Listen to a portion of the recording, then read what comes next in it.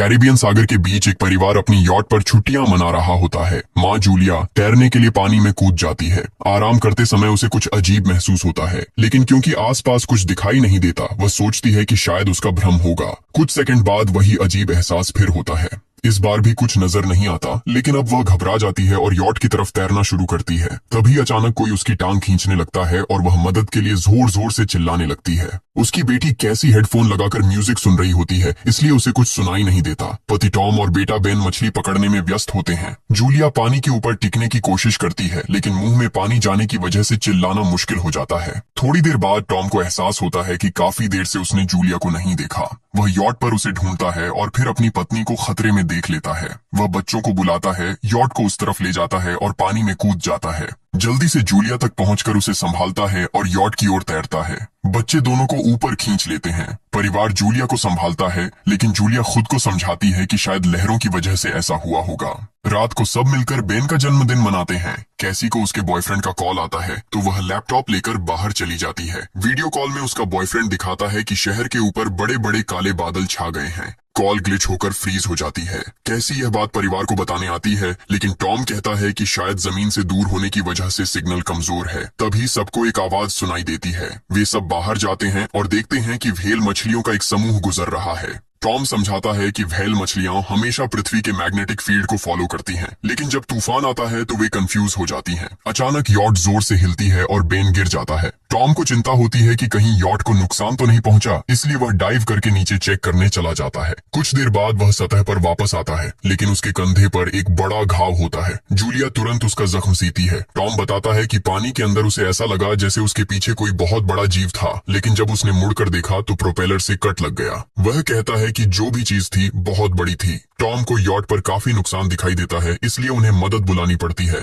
Julia बार बार radio पर कोशिश करती है। कैसी फोन पर सिग्नल ढूंढती है, लेकिन कुछ भी काम नहीं करता। तभी कैसी को एक अजीब सा जीव दिखाई देता है और वह चिल्ला उठती है, लेकिन वह तो बस बेन होता है जो मास्क पहनकर मजाक कर रहा होता है। कुछ देर बाद यॉट पूरी तरह बंद हो जाती है और समुद्र के बीच में फंस जाती है। जूलिया रेडियो में एक आवाज सुनती है, लेकिन आवाज इतनी खराब होती है कि उसे कुछ समझ नहीं आता। टॉम परिवार को बताता है कि उनके पास सिर्फ 4 दिन का खाना पानी बचा है और अब उन्हें किसी मछली पकड़ने वाली नाव का इंतजार करना होगा। अचानक रडार पर कुछ डिटेक्ट होता है और परिवार को एक अजीब सी आवाज सुनाई देती है। सब दौड़कर बाहर आते हैं और हैरानी से देखते हैं कि कई सारे उल्कापिंड जमीन पर गिर रहे हैं।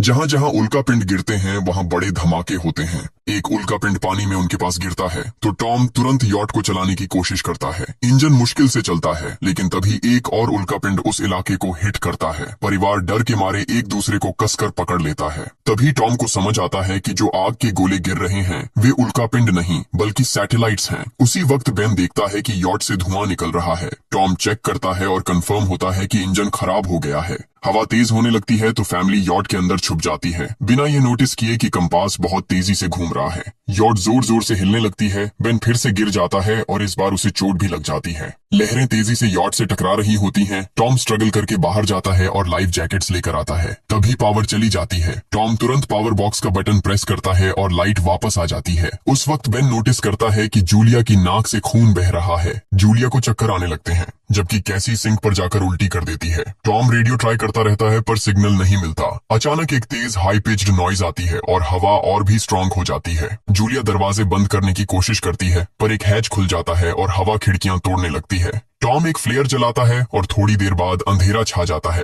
अगली सुबह फैमिली शॉक में उठती है कि वो स्टॉर्म से बच गए हैं, लेकिन यॉट आधी तबाह हो गई होती है। जब वो बाहर आते हैं तो देखते हैं कि समुद्र का पानी गायब हो गया है और यॉट अब जमीन पर अटकी है। सब ये देखकर शॉक में आ जाते हैं। कैसी सिग्नल चेक करती है पर नेटवर्क बिल्कुल डाउन होता है। बेन 2 मरे हुए केकड़ों से खेलने लगता है। टॉम कंपास चेक करता है और देखता है कि वो उल्टा हो गया है। ये आखिरी बार 7 लाख साल पहले हुआ था। कैसी को लगता है कि उसका बॉयफ्रेंड मर गया होगा और वो टूट जाती है। जब जूलिया उसे समझाने आती है तो कैसी उसे दूर कर देती है और छुपने चली जाती है। जूलिया और टॉम बची हुई सप्लाईज देखते हैं। बेन अपने बर्थडे बलून्स एक पत्थर से बांध देता है ताकि शायद कोई बचा हुआ सर्वाइवर देख ले। टॉम फिर रेडियो ट्राई करता है और इस बार एक आदमी से कनेक्शन हो जाता है। उसका नाम नाव होता है और वो एक सबमरीन का कैप्टन होता है। उसकी सबमरीन भी लैंड पर अटक गई है। वो कंफर्म करता है कि मैग्नेटिक पोल्स रिवर्स हो गए हैं, इसलिए ओशन पीछे हट गया है और जमीन डूब गई है। वो कहता है कि उसने अभी तक और सर्वाइवर्स नहीं देखे और कम्युनिकेशन सिस्टम्स बिल्कुल डाउन हो गए हैं। वो मजीद ये भी कहता है कि पोल्स फिर रिवर्स होंगे और शायद एक हफ्ते में समुंदर वापस आ जाएगा। वो फैमिली को वार्न करता है कि जितना हो सके ऊंची जगह चढ़ जाओ, क्योंकि जब पानी वापस आएगा तो वो बहुत खतरनाक होगा। वो बोलता है उसका पार्टनर क्रैश में मारा गया और सबमरीन में बस 3 लोगों की ही जगह है। जूलिया और टॉम उससे कहते हैं कि प्लीज हमारे बच्चों को बचा लो। वो उन्हें अपने कोऑर्डिनेट्स दे देता है। टॉम कैलकुलेट करता है कि सबमरीन तक पहुंचने में 2-3 दिन लगेंगे। वो फैमिली से कहता है आज रात अच्छे से आराम कर लो, कल सुबह हम निकलेंगे। अगली सुबह फैमिली सामान पैक कर रही होती है, तभी टॉम को पास में कुछ हिलता हुआ दिखता है। वो एक लंगड़ा आदमी होता है जिसके हाथ में हार्पून होती है और साथ में एक कुत्ता लगातार भौंक रहा होता है। टॉम उसके पास जाता है और उसे पानी की बोतल देता है, लेकिन वो आदमी कुछ ऐसी भाषा में बोलता है जो टॉम समझ नहीं पाता। पानी पीने के बाद वो अजनबी अचानक टॉम के सिर पर बोतल मारता है और चेहरे पर जोर का लात मार देता है। जूलिया डर के मारे भागती है, लेकिन तब तक देर हो चुकी होती है। वो आदमी टॉम के पेट में हार्पून घुसा चुका होता है। टॉम कुछ पल तक तड़पता है और फिर वो उसकी गर्दन भी काट देता है। फिर वो आदमी जूलिया के पीछे भागता है और उस पर हार्पून फेंकता है, जिससे उसके कंधे में चोट लग जाती है। जूलिया दर्द सहते हुए यॉट के अंदर भागती है और बच्चों को बोलती है कि छुप जाओ। वो दरवाजा लॉक कर देती है। कैसी और बेन सोफे के अंदर घुस जाते हैं। जूलिया उन्हें फ्लेयर गन पकड़ाती है और खुद एक चाकू लेकर बाथरूम में छुप जाती है। वो आदमी दरवाजे पर जोर जोर से धक्के मारता है और आखिर अंदर घुस ही जाता है। पहले वो थोड़ा खाना उठाता है और फिर यॉट में इधर उधर ढूंढने लगता है, फिर बाथरूम की तरफ जाता है, लेकिन जूलिया समझदारी से एक छोटे छेद से बाहर निकल जाती है। वो आदमी सोचता है कि जूलिया भाग गई, लेकिन जैसे ही वो धीरे से निकलने लगती है, उसका कुत्ता उसे देख लेता है और भौंकने लगता है। कुत्ता उस पर झपटता है तो जूलिया चाकू से उसे मार देती है। कुत्ते की चीख सुनकर वो आदमी बाहर आता है और अपने कुत्ते की लाश देखकर आग बबूला हो जाता है। इस बीच जूलिया यॉट के दूसरे साइड से अंदर जाने की कोशिश करती है। वो ऊपर चढ़कर टूटी हुई खिड़की से अंदर घुसने लगती है, लेकिन वो आदमी पहले ही वहां पहुंच जाता है। वो उसे पकड़कर जोर से मुक्का मारता है, जिससे वो नीचे गिर जाती है। जूलिया फर्नीचर पकड़कर बचने की कोशिश करती है, लेकिन वो आदमी उसे लात मारकर दूर फेंक देता है। फिर वो उसकी कलाई पर पैर रख देता है ताकि वो चाकू छोड़ दे, और फिर उसके बाल पकड़कर उसका चेहरा जमीन पर दे मारता है और सोफे पर फेंककर उसका गला दबाने लगता है। बच्चे ये सब कुछ देख रहे होते हैं। कैसी बाहर निकलकर फ्लेयर गन चलाती है जो सीधा उस आदमी को लगती है। वो जल उठता है और यॉट में आग फैलने लगती है। बच्चे तुरंत भाग जाते हैं, लेकिन जूलिया वापस आती है। वो उसे एक किक मारकर गिराती है, मैप और बैग उठाती है और वहां से भाग जाती है। बेन और कैसी अपने पापा के पास जाकर रोने लगते हैं। जूलिया भी उनके साथ बैठ जाती है और तीनों मिलकर आंसुओं के साथ टॉम को आखिरी अलविदा कहते हैं। तभी वो डरावना आदमी फिर यॉट से बाहर निकल आता है तो फैमिली फिर से भागने लगती है। कुछ ही देर में यॉट एक बड़े धमाके के साथ उड़ जाती है। थोड़ी दूर चलने के बाद वो लोग एक छोटे से झरने के पास रुकते हैं ताकि थोड़ा आराम कर सकें। कैसी सोचती है कि शायद वो पागल आदमी उनके पास गुब्बारे देखकर आया था। ये सुनकर बेन खुद को कसूरवार मानने लगता है। जूलिया उसे समझाती है कि इसमें उसकी कोई गलती नहीं थी और सबको आगे बढ़ने को कहती है, क्योंकि वो आदमी अभी भी उनके पीछे है। रास्ते में एक छोटे तालाब के पास बेन एक मरी हुई हैमरहेड शार्क देखकर हैरान रह जाता है। तभी जूलिया नोटिस करती है कि वो आदमी फिर उनके करीब पहुंचने वाला है। सब लोग दौड़ पड़ते हैं और एक रेत के टीले से नीचे गिर जाते हैं, जहां उन्हें जहरीला कचरा दिखाई देता है। फैमिली सावधानी से उसे पार करती है और लगता है कि उन्होंने उस आदमी से पीछा छुड़ा लिया है। चलते चलते उन्हें बड़े बड़े मरे हुए सी एनिमल्स और समुंदर के नीचे जमा हुआ सारा प्लास्टिक दिखने लगता है।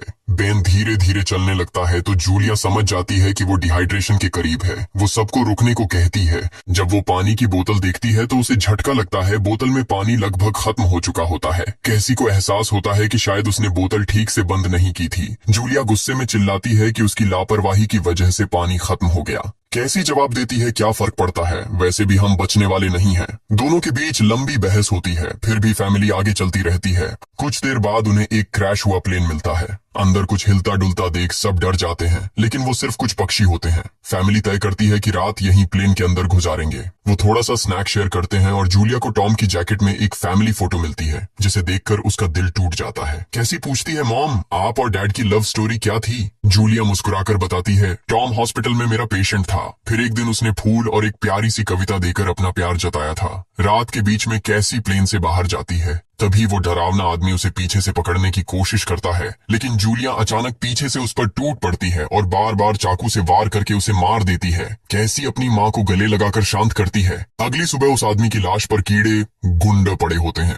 फैमिली नोटिस करती है कि उसके शरीर पर कई काटने के निशान हैं, मतलब इस एरिया में कोई खतरनाक जीव छिपा हुआ है। जैसे ही वो लोग वहां से निकलते हैं, केकड़े उसके मुंह से बाहर निकल आते हैं। कुछ घंटों बाद जूलिया और कैसी मैप देख रही होती हैं, लेकिन बेन धीरे से आगे निकल जाता है। जूलिया चिल्लाती है, रुक जाओ, लेकिन बेन एक तालाब में झुककर पानी पीने लगता है। जूलिया तुरंत उसे खींचकर बाहर निकालती है और समझाती है कि अनजान पानी उसे बीमार कर सकता है। धूप बहुत तेज हो जाती है तो फैमिली अपने सिर कपड़ों से ढक लेती है। बेन को चक्कर आने लगते हैं, तभी उन्हें कुछ पुराने कुर्सियां मिलती हैं और जूलिया कैसी उनसे एक टेम्पररी शेल्टर बना लेती हैं। जूलिया बेन को इंजेक्शन लगाती है और तय करती है कि वो रात वहीं बिताएंगे। सुबह जूलिया एक अजीब सी आवाज सुनकर उठती है।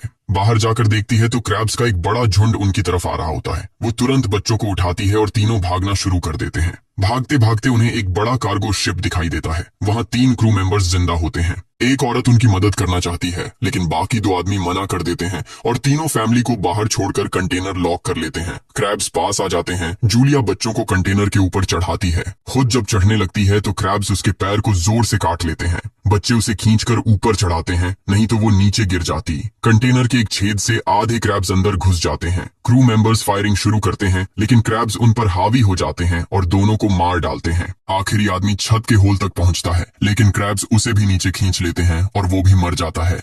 जूलिया अपने जख्म पर पट्टी बांधती है और बेहोश हो जाती है। कुछ देर बाद जब वो उठती है तो खुद को रेत के तूफान के बीच अकेली पाती है। वो घबराकर बच्चों को ढूंढने लगती है।